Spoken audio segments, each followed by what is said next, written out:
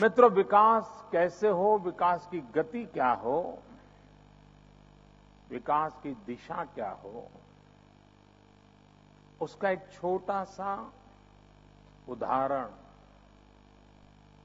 आप जिस जगह पर बैठे हैं वो महात्मा मंदिर है। गांधीनगर शहर तो कई वर्षों से कार्यरत है, लेकिन इस नगर में गांधी की स्मृति में कुछ नहीं था।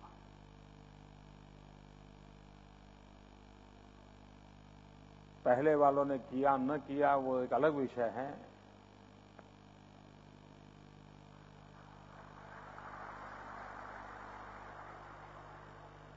लेकिन हमें लगा कि कुछ करना चाहिए।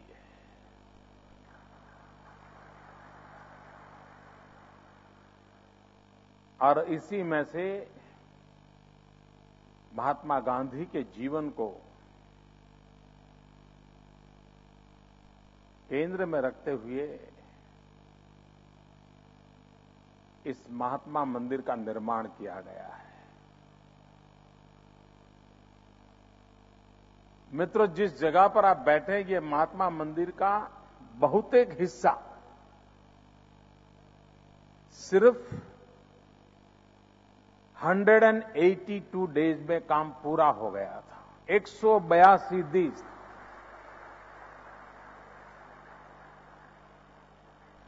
दुनिया के लोग मानते हैं कि हिंदुस्तान कुछ नहीं कर सकता है, यहां तो सालों तक चलता है। 2 इंच की पाइपलाइन डालती हो तो 2-2 साल तक गड्ढे रहते हैं। क्या ये छवि बदली नहीं जा सकती है? ये उदाहरण है मित्रों।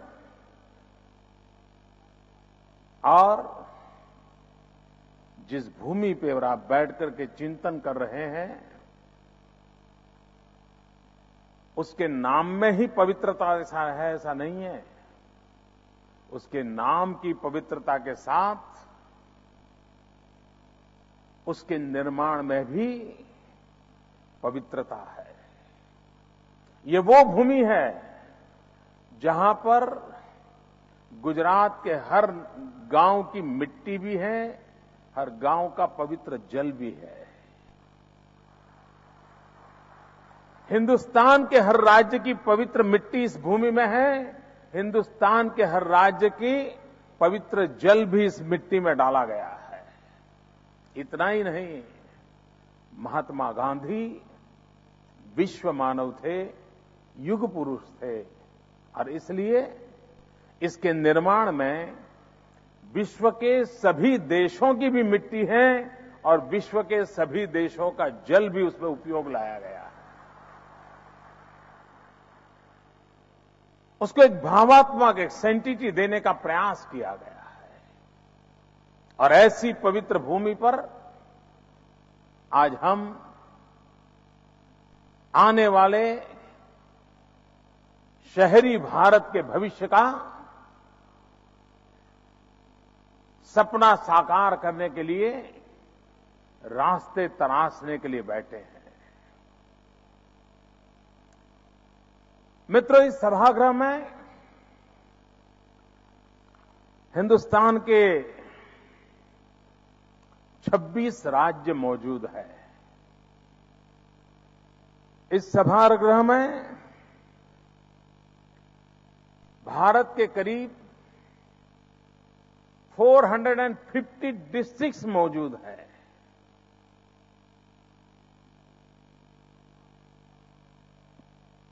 हंड्रेड एंड 34 महानगरों के मेयर, डिप्टी मेयर्स यहां मौजूद है। एक प्रकार से मैं कह सकता हूं कि इस शहरी पार्लियामेंट में करीब भारत के 34% पॉपुलेशन के भाग्य का नीति निर्धारण करने वाले लोग इस महात्मा मंदिर की भूमि पर आज इकट्ठे हुए हैं। देश की 34% जनसंख्या जो आज शहरों में रहती है, हिंदुस्तान की काफी मात्रा में आर्थिक गतिविधि का केंद्र शहर बने हैं, रोजगार की संभावनाओं का केंद्र शहर बने हैं, गांव छोड़ना है तो अतापता शहर बन गया है। पहले से उससे अब आगे बढ़े, उसको दिखाना है तो भी शहर में एक पैर होना चाहिए, ये सोच बनी है।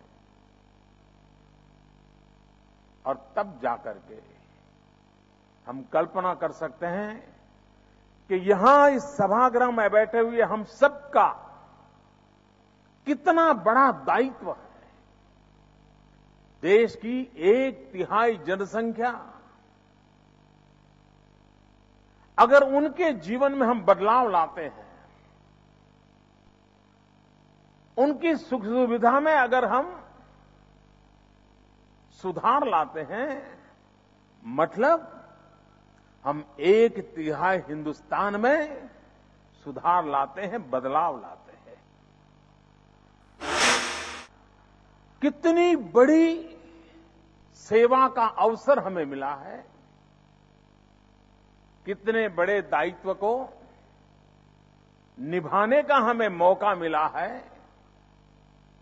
और इसलिए मैं मानता हूं हम सब मिलकर के अपने अनुभवों को शेयर करते हुए हर कोई दूसरे की अच्छाइयों का अगर हम सीखने का प्रयास करें तो हमें बाहर से कुछ भी लाने की जरूरत नहीं है।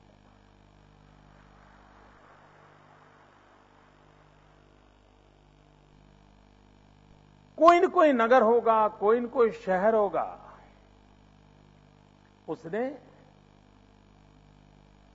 जनता की भलाई के लिए स्थायी रूप से काम आने वाला, परिणामकारी कोई न कोई अच्छा काम जरूर किया होगा। आप यहां बैठे हैं, आपके हाथों से भी आप जिस नगर को, महानगर का दायित्व संभालते होंगे, जनता की भलाई के लिए अवश्य कोई न कोई उत्तम काम जरूर हुआ होगा। और आपका भी मन करता होगा कि जो आपने अच्छा किया है वो देश और दुनिया जाने। आपको भी लगता होगा कि जो अच्छा हुआ हो कहीं और भी हो। हम सब मिलकर के हर एक की अच्छाइयों को खोज खोज करके अगर उसको जोड़ते भी चले जाएं, अपने उन अनुभवों के आधार पर समयानुकूल और स्थितियों के अनुकूल परिवर्तन करते हुए अपनी खुद की ही इस विरासत को एक नई विधा में परिवर्तित करें, तो भी हम देश और दुनिया को बहुत कुछ दे सकते हैं। और उस अर्थ में इस समारोह का उपयोग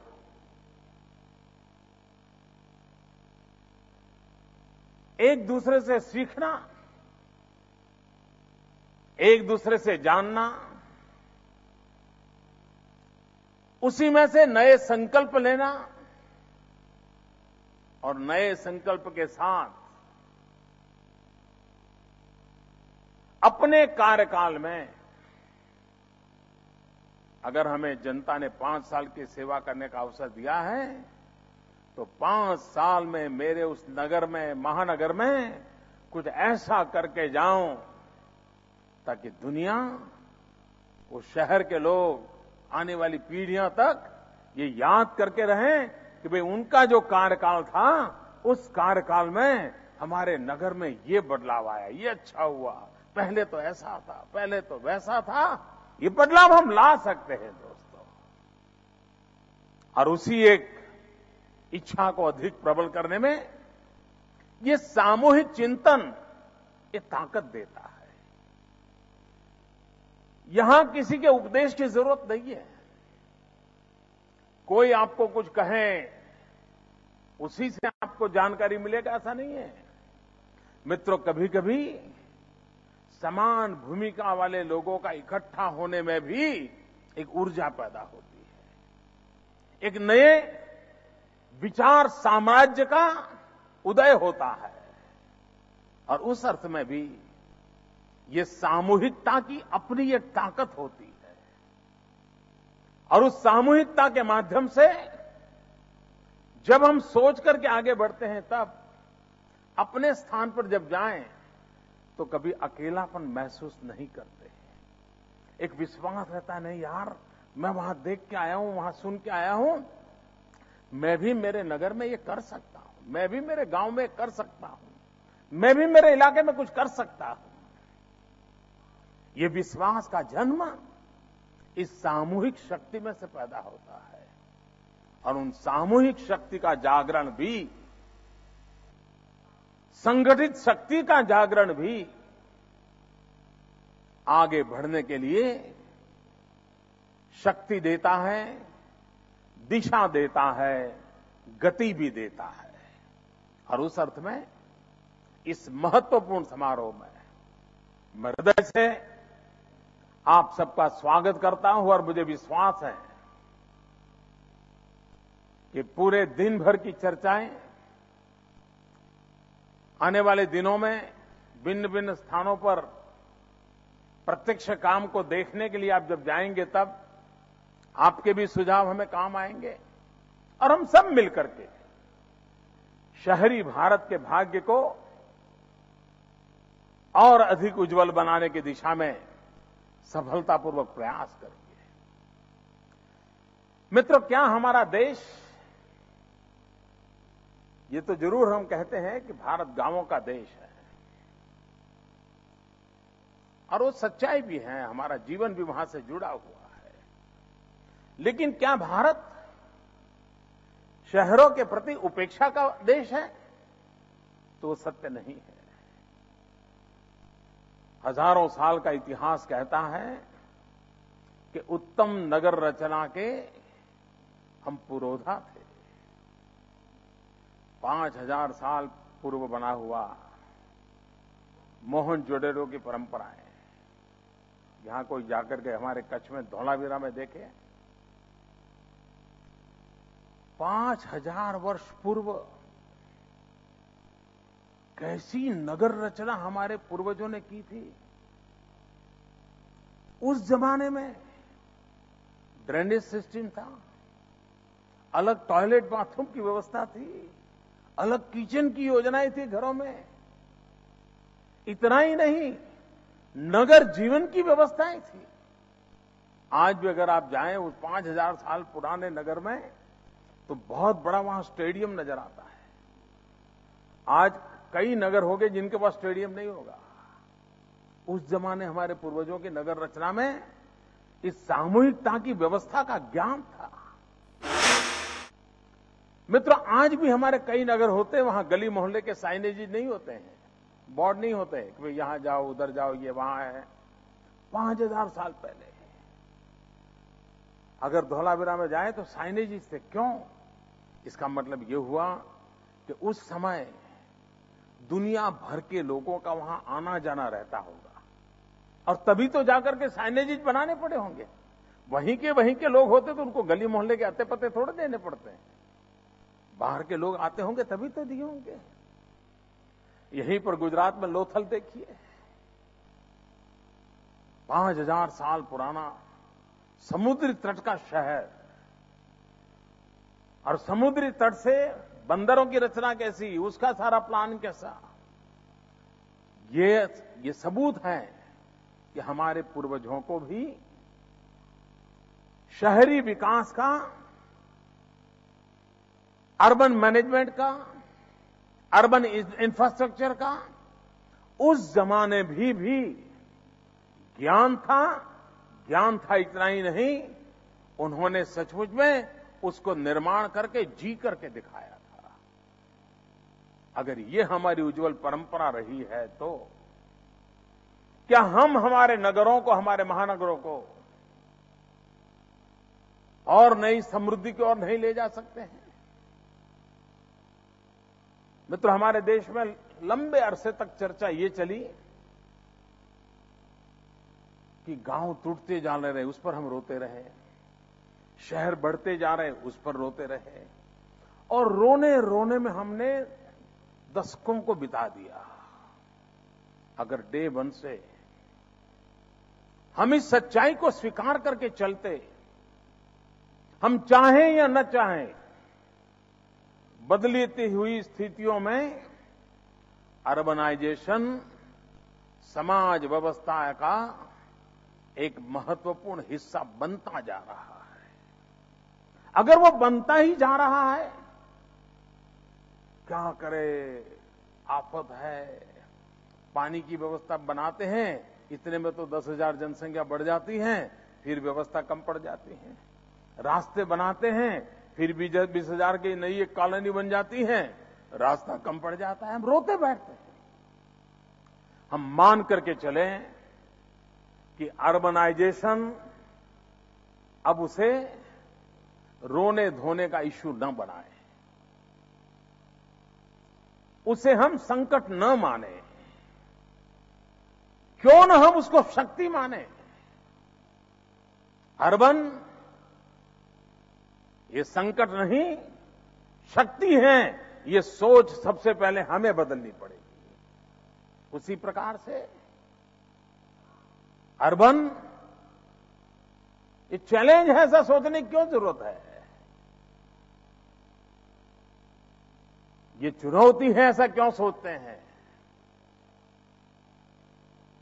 ये अवसर है, और इस अवसर के रूप में अगर इस सारी व्यवस्था को हम देखेंगे तो फिर हमें उसको अच्छे ढंग से वेल प्लान वे में बनाने की सुविधा बनेगी और हम परिणामदायक बनेंगे। मित्र, इन दिनों देश में बहुत तेजी से अर्बनाइजेशन हो रहा है। करीब 34 करोड़ लोग आज शहरों में बस रहे हैं। पिछले एक दशक में करीब 9 करोड़ लोग शहरों में और बढ़े हैं, और एक अनुमान है कि 2030 तक और 25 करोड़ लोग शहरों में जुड़ने वाले हैं। अगर इतना बड़ा बल्क, इतनी बड़ी मात्रा में इस प्रकार से कॉन्सेंट्रेटेड इलाकों में, एक निश्चित सीमित भूभाग में जनसंख्याएं बढ़ने वाली हैं, तो हमें हमारे पुराने मानदंडों से, पुरानी सोच से हम व्यवस्थाओं में परिवर्तन नहीं कर पाएंगे। हमने आधुनिक टेक्नोलॉजी को स्वीकार करना पड़ेगा। हमें आधुनिक अर्बन प्लानिंग पर बल देना पड़ेगा। हमें इंफ्रास्ट्रक्चर के नए ख्यालों को खोजना पड़ेगा। हमने solid waste management, waste water treatment, इसके बिना कोई चारा नहीं है। और मित्रों, हम इन सारी चीजों को अगर सोचें, जिन लोगों के जिलों में या नगरों में बिजली के कारखाने होंगे, उनको पता होगा आज से 10 साल 15 साल पहले कोयले से चलने वाले जो बिजली के कारखाने हुआ करते थे, उस नगर में उस कोयले की जो राख थी, उसका डिस्पोजल एक बहुत बड़ी समस्या हुआ करती थी। उस नगर के किसी कोने में 50-50 फुट ऊंचे ढेर होते थे उस राख के, एशिश के, आज से 20-25 साल पहले। उसको हटाने के लिए खर्चा करना पड़ता था, सरकारों से नोटिसें आती रहती थी। आज वही एशिश वैल्यू एडिशन हुआ। आज वो एशिज खरीदने के लिए लोग टेंडर भरते हैं। बदल आया कि नहीं आया? मित्रों, कचरे में से भी कंचन बन सकता है। हम कूड़े कचरे को कूड़ा कचरा न माने। सिर्फ हमारे दिमाग में कंचन रूपी सोच होनी चाहिए, तो कूड़े कचरे में से भी कंचन पैदा किया जा सकता है। मित्रों, हमने गांधीनगर में एक छोटा सा ड्रीम देखा है। पूरी विश्व ग्लोबल वार्मिंग की चर्चा कर रहा है। पूरे विश्व को चिंता है ग्लोबल वार्मिंग। एनर्जी सेविंग, इसकी दुनिया में चर्चा है। हमने कोशिश शुरू की है कि हम गांधीनगर को सोलार सिटी बनाएं। मित्रों, डेनमार्क ने एक अच्छा प्रयोग किया है। हमारे महानगर के लोग तो विदेशों में बहुत जाते हैं, बड़े डेलीगेशन जाते हैं, कुछ न कुछ तो हम सीख करके आते भी हैं। लागू कर पाते हैं कि नहीं कर पाते मुझे मालूम नहीं। तो मित्रों,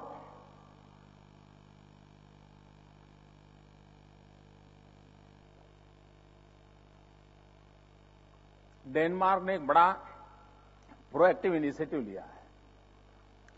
उन्होंने कोपेनहेगन को साइकिल सिटी बनाने की दिशा में एक बीड़ा उठाया है। आज के युग में पूरे नगर को साइकिल सिटी, उन्होंने पूरा इंफ्रास्ट्रक्चर को नया मोल्ड किया है, मॉडिफाई किया है, नॉट मॉडिफाइड। और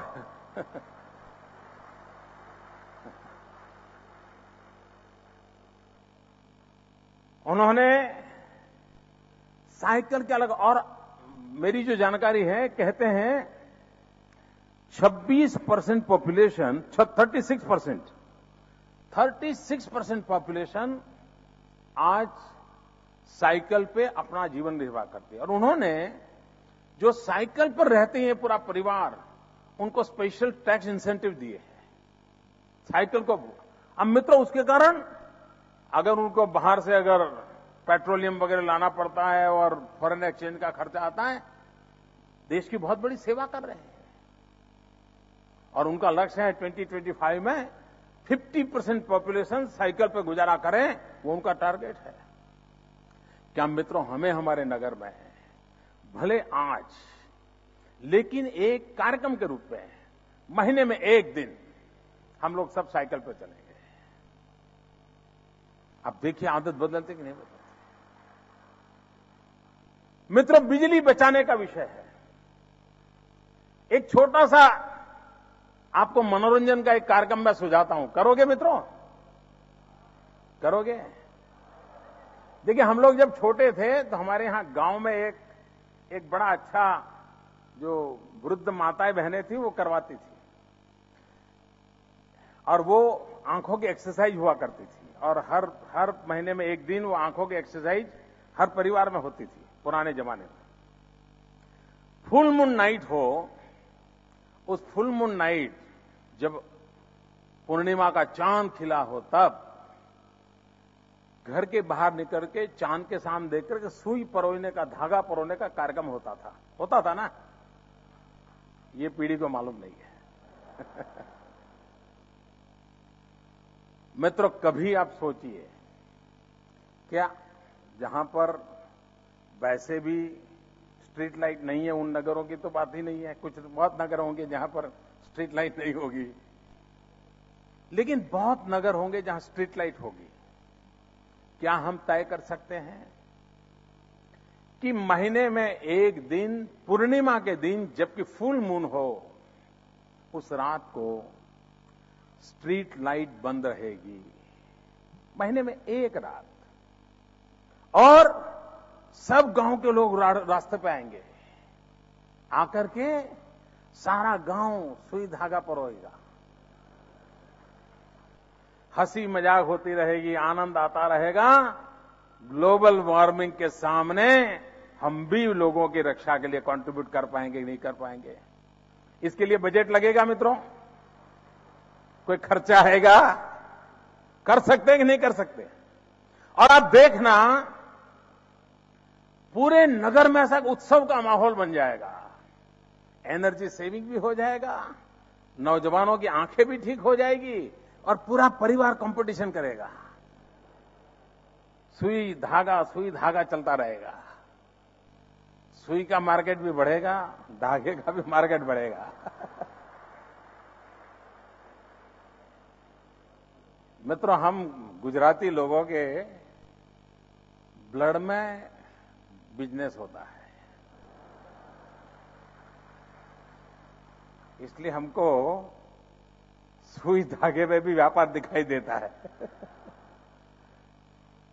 मित्रों, कहने का तात्पर्य ये है, हम नए तरीके से लीड करें। नेचुरल रिसोर्स कंजर्वेशन, चाहे वेस्ट वाटर ट्रीटमेंट हो, सॉलिड वेस्ट मैनेजमेंट हो, एनर्जी सेविंग हो। मित्रों, हम रेन वाटर हार्वेस्टिंग क्या अपने नगर में नियम बना नहीं सकते? हमारे यहां कोई, अगर आप पोरबंदर गए होंगे, महात्मा गांधी का जन्म स्थान, तो पहले तो हमारे यहां लोग जाते थे तो गांधी जी का जो जन्म स्थान थे वही देख करके आते थे। लेकिन गांधी जी का घर है, उसके पीछे ही उनके परिवार का एक और मकान है। तो मैंने इन दिनों आग्रह रखा है कि कोई भी टूरिस्ट आते हैं महात्मा गांधी का जन्म स्थान देखने के लिए, तो उनका दूसरा घर भी देखने के लिए जाए। बिल्कुल 4 कदम की दूरी पर है। क्यों? मित्रों, 200 साल पहले रेन वाटर हार्वेस्टिंग का क्या बढ़िया अरेंजमेंट था।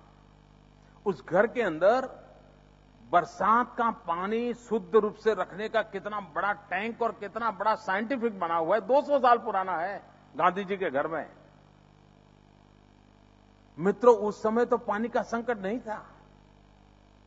उस जमाने भी पानी का इतना मूल्य समझा गया था कि मकान में जितना खर्चा किया गया उतना ही खर्चा वो पानी को, यानी रेन वाटर हार्वेस्टिंग के लिए किया गया उस जमाने में। क्या मित्रों, हम रेन वाटर हार्वेस्टिंग को हमारे बायलॉज के साथ नहीं जोड़ सकते हैं? मैं मानता हूं मित्रों, राजनीति अपनी जगह पर चलती रहेगी, लेकिन हमें जनता जनार्दन ने जब दायित्व दिया है, हम सब मिलकर के शहरी हिंदुस्तान का भाग्य बदलने के लिए बैठे हैं, तब हम आधुनिक सुविधाओं पर बल कैसे दें? मास ट्रांसपोर्टेशन समय की मांग है मित्रों, लेकिन उसके लिए उसको गौरव देना। हमारी बीआरटीएस जो सफल हुई है ना, वो सिर्फ उसके इंफ्रास्ट्रक्चर के कारण सफल हुई ऐसा नहीं है। बीआरटीएस आपको दिखाएंगे, आप लोग जाएंगे तो जरूर देखना चाहेंगे अहमदाबाद में किस प्रकार से सफल रहा। लेकिन उसमें हमने एक काम किया, समाज में जो बहुत बड़े बड़े लोग माने जाते हैं और आमतौर पर समाज वो जो करे वो अच्छा ऐसा मानता है, समाज उसको अनुकरण करना चाहता है।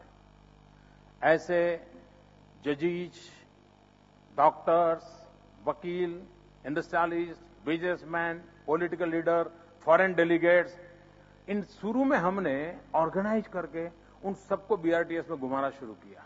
मैं भी खुद बीआरटीएस में घूमने लगा। उसके कारण उसकी प्रतिष्ठा बन गई। सबको लगने लगा, हां भाई, बीआरटीएस में बैठना है ना, एक बड़ा गौरव का विषय है। और उसके कारण आज कोई ये चर्चा नहीं, अच्छा तेरे पास कार नहीं है, नहीं वो कहता है नहीं मैं बीआरटीएस में जाता हूं। शान का विषय बना दिया। सिर्फ इंफ्रास्ट्रक्चर से होता नहीं है, साइकी भी बदलनी होती है। मैं मानता हूं मैं तो पब्लिक ट्रांसपोर्टेशन सिस्टम के लिए आने वाले दिनों में खास करके महानगरों ने उस पर बल देने की जरूरत पड़ेगी। तो हर प्रकार के पहलू उसको हम कैसे लाएं? वे तो सिटीजन सेंट्रिक सेवाएं हम ई गवर्नेंस के द्वारा आसानी से दे सकते हैं। हमारे देश में, हम क्रिकेट के शौकीन देश है हमारा, खेले या न खेले लेकिन टीवी के सामने बैठ करके भी ताली बजा लेते हैं। हम वनडे क्रिकेट को जानते हैं। मित्रों, हमने वनडे गवर्नेंस को फेमस किया है। अर्बन सिटी में सिटीजन सेंट्रिक व्यवस्थाएं, आप सुबह आइए, एक 40-50 प्रकार की सेवाएं हैं, शाम को आप लोग उत्तर कराइए, कंप्यूटर खुद काम कर देगा, आपको कुछ करने की जरूरत नहीं। मित्रों, हम ये सब डेवलप कर सकते हैं। आपने भी बहुत कुछ किया होगा। हम सब मिलकर के एक आधुनिक भारत बनाने की शुरुआत आधुनिक नगरों से कैसे करें। गांधी के 150 निर्मल नगर का सपना लेकर के कैसे आगे बढ़े।